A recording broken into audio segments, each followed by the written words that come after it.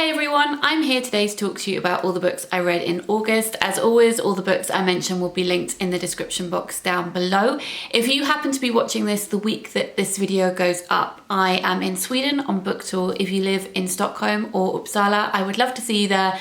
I'll leave event details down below, and I'm also doing an event in Nottingham, so closer to home for me, in a couple of weeks if you happen to live nearby and would like to come along. Again, I'll leave details down below. So I read 9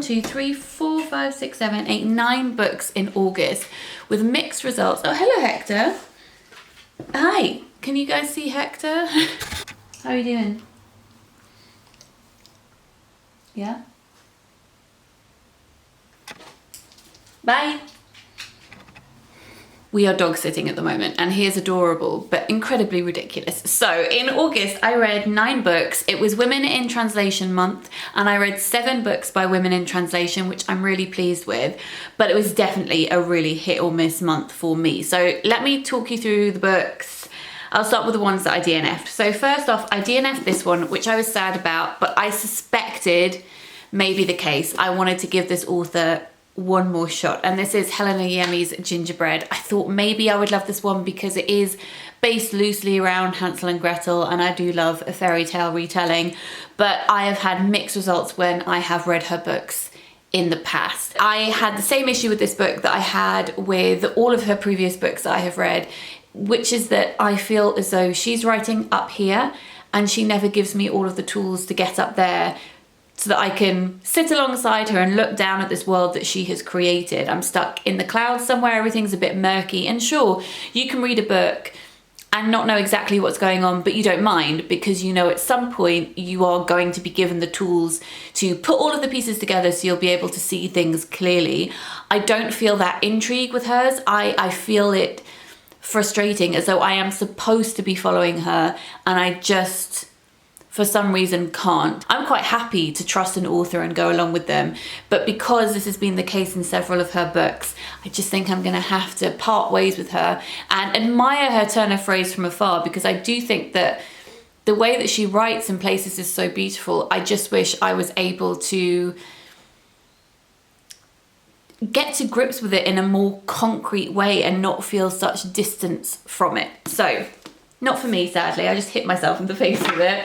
That's what the book thinks of me for saying those things. I'm sorry. Yeah, so that was a DNF for me, which was a shame. And the other one that I DNF'd was this one here, which is The Helios Disaster by Linda Bostrom-Nausgaard. And this is translated from the Swedish by Rachel Wilson Broyles. This is based on a Greek myth retelling. And the writing was really interesting, but ultimately I felt like it didn't really have much to say, and it meandered a bit too much. And I'd had this sitting on my shelves for a long time, and I had suspected that perhaps it wasn't for me because I picked it up a couple of times and then always put it back on my shelf. And given it's so short as well, you would think that I would be able to whiz through it. Ultimately, unfortunately, I just found this book a bit nothing, so I decided to put it down and pass it on to someone who will hopefully enjoy it much more than I did. So let's move on to, I'm trying to work out if I should move on to books that I finished but didn't really like, or move on to happier things. Maybe we should just get all of the not so great stuff out of the way. I read Little Beast by Julie Demers, and this is translated from the French by Rhonda Mullins. This is about a young girl who grows a beard and her mother locks her up in a house. Her father has fled because he can't stand the sight of her, and the local villagers are out hunting for her in a Beauty and the Beast kind of way. And she is hiding from them and losing her memory, and this means that the text is a little bit all over the place. The memories are not very linear.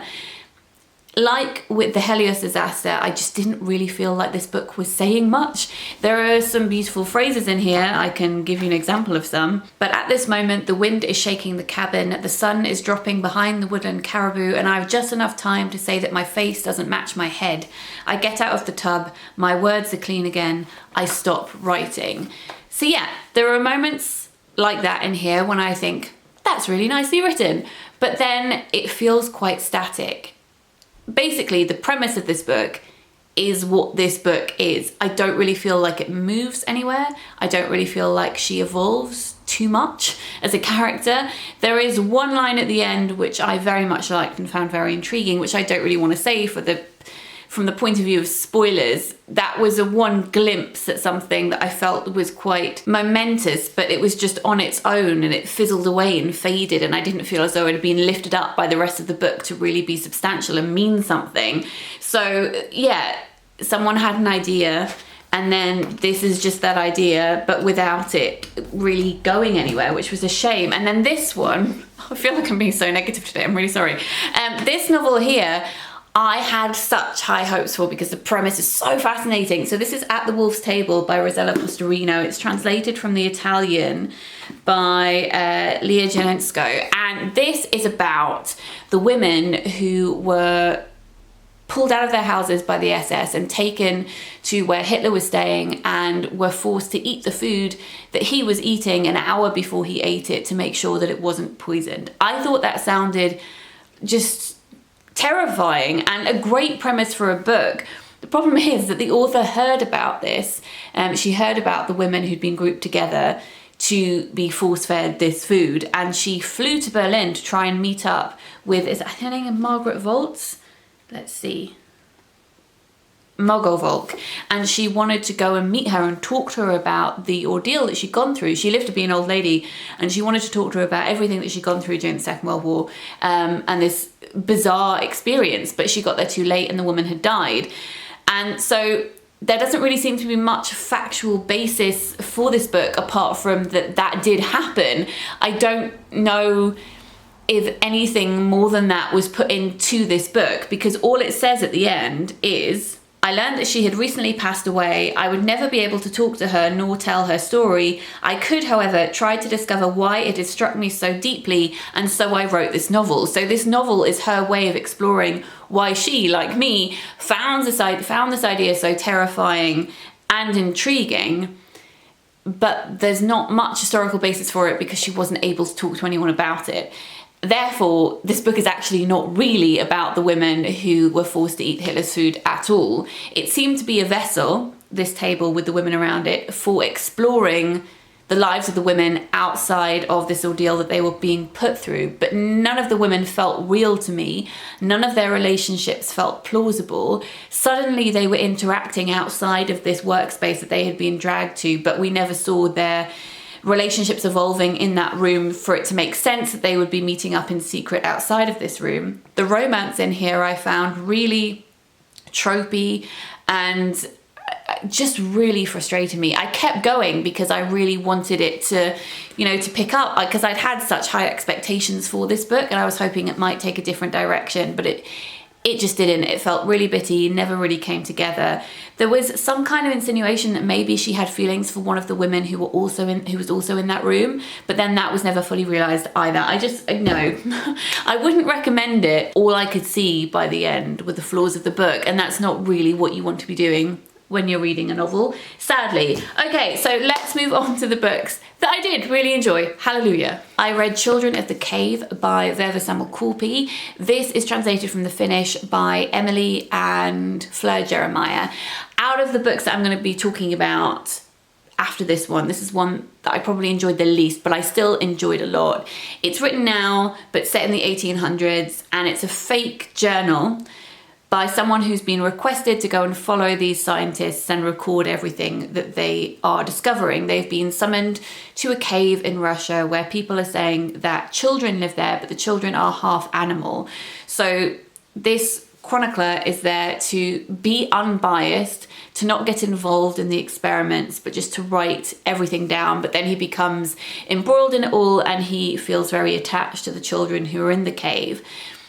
I found this very interesting because it's exploring a theory of Darwinism and evolution that was rife at that time, whereby people were trying to fill in the gaps in evolution, and freak shows would jump on this too. I talked about it in a video where I talked about fairy tales and science and freak shows in the 1800s, and how people such as P.T. Barnum would present people with disfigurements and disabilities to audiences and say that this is the missing gap in evolution. It was a very cruel and awful thing to do.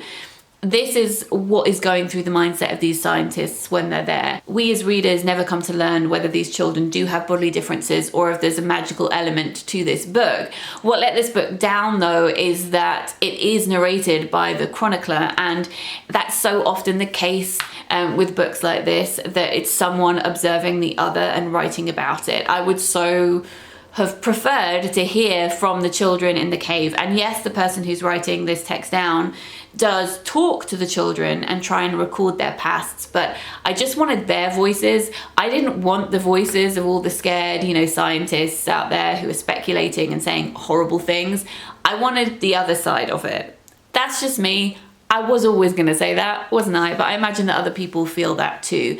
So I think it's a bit of a missed opportunity for a book written now to not do that, or to at least split the narrative in a way where that would have been possible. So that was the thing that I thought let the book down, but I did still enjoy it. Next, I read this short story collection, which is called Picnic in the Storm by Akiko Matoya, and it's translated from the Japanese by Asa Yonida. This short story collection I found quite up and down. I adored some short stories, and then some I found quite forgettable. They seemed to be the spark of an idea, and then they just were a bit fun and playful, but just didn't stick with me. The story in this that I adored was basically a novella. It's 100 pages long. It takes up the majority of this book, and I would happily have read so much more set in that world. And I do get frustrated as a short story writer when readers say that should have been a novel, because my instinct is to be, well, yeah, but it's a short story and it was created to be in that form. But this particular one, because it was essentially a novella, did feel as though it was straining at the seams and really wanted to break free. It was beautiful. It's a 100-page story about a woman in a marriage, and she's worried that she's turning into her husband, not just because she's adopting his traits and his mannerisms, but physically turning into him. And she sees other couples and she looks at them and she can't tell them apart anymore. I'll read you a paragraph from it because I just think it's brilliant. I'd expected marriage to be an even more constricting flower pot than my previous relationships, but after 4 years I hadn't tried to escape the soil that was my husband. Hearing Hakoni's snakeball story, I felt finally that something that had been cloudy to me had become clear. All this time I had been feeding myself to those other men, but now I was like the ghost of a snake that had already been eaten up by many other snakes, and I'd lost my body long before getting swallowed up by my husband. Didn't that explain why I didn't much mind whether it was a husband I was living with or something only resembling a husband? I would really recommend this short story collection. As I said, I didn't love all of them in it, but even just for that 100-page story, it's completely worth it. Next, I read Lullaby by Leila Slimani. This is translated from the French by Sam Taylor. I was sent a proof of this just before it came out a couple of years ago. Thought it sounded intriguing, have been meaning to pick it up for ages. Frustrated I didn't pick it up before now, but so glad I have now read it. The front says, "The baby is dead. It only took a few seconds." This is the perfect thriller. You know what's happened. You know the end. I was going to say goal. It's not a goal. You know the end scene at the beginning of the book, that the children that this nanny is looking after have been killed. And then you follow the nanny and how she came to work for this family. You see how her mind works, how she interacts with people. It is quite slow paced, but still very gripping. I think if you like The Dumb House by John Burnside, you'll also like this. If you have other recommendations that fall under that kind of umbrella, please do let me know. She also reminded me of Villanelle from Killing Eve. They're not the same age, but the way that they think, the way that they obsess over things, very, very similar. I think if you enjoy Killing Eve, then you will love this. I love Sam Taylor's translations. I don't speak French, so that might sound like a weird thing to say, but I get the impression he must be a very good translator. And I was talking about this on Instagram because it's a difficult thing to quantify, I think, what does make someone a good translator. I've read several of the books that Sam Taylor has translated, and I would argue that I could tell that he was the person who translated it. And that could be seen as a bad thing, because surely you want the author's voice to shine through, not the translator's voice. And I'm not saying that the translator shouts over the author's voice, but you can see his style, the way he phrases sentences, the way that he uses punctuation. It's seamless as well. Never once reading one of his books do I remember that I'm reading a translation, and that cannot be said for a lot of translated books. especially some of the ones that I read this month, there may be a turn of phrase that doesn't feel natural in the language that it's being translated into, and you get jolted out of the text for a moment. I never feel like that with the books that he has translated. So yeah, I love it. Also, if you're wondering, other books by him that have been translated, one of them is The Heart by Melita Carangle, which I absolutely adored. So I love that. Then I was in a bookshop and thought, well, obviously, surely the next book I should go to is just her next book, which is Adele by Leila Slimani. And I hadn't been too keen to pick this one up. I had seen the blurb knocking around because it's pitched as a book about a woman who just wants to have sex with everybody. But I would say that that's marketed a little, that is true, but it's much more sinister than that, because she has this need to be close to people, but in a way that when she's close to people, she fantasizes about them, you know, clawing at her and her crushing their skull. Basically, she has this monstrous side to her where she wants to lure people into dangerous situations and see what might happen.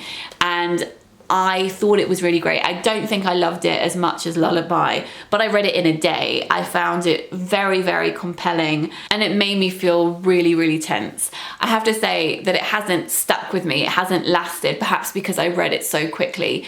But in the moment when I was reading it, I was like, yes, yes. I really liked it. So I'm very excited to see what she writes next, because she brought those out, I think, 1 year after each other. So I hope that the next one comes out quite soon too. The last book that I read is this one here, which is Underland by Robert Macfarlane. This is a fantastic non-fiction book about caves, catacombs, burial chambers, things out of sight, underground, and our relationship with the natural world, how we have impacted and continue to impact, often very negatively, on the world around us.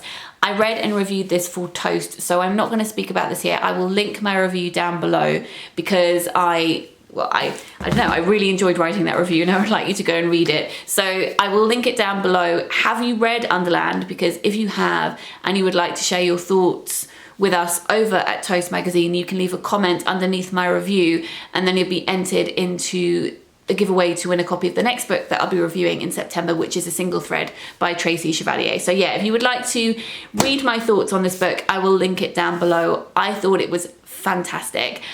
I am going to leave it there because I think I've spoken for quite a long time.